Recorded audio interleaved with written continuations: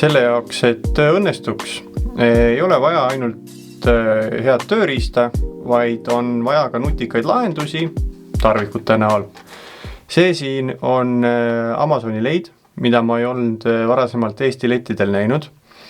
Komplektis on siis 5 ST-spuur, 6 ST-spuur, adapter varukas, mis siis läheb siia otsa ning kinnitub siia alla kuuskandi peale.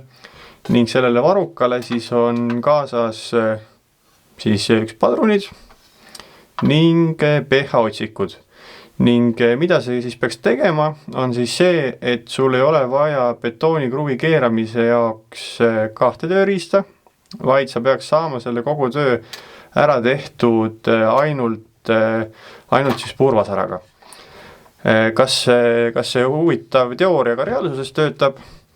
Seda proovime kindlasti järgi.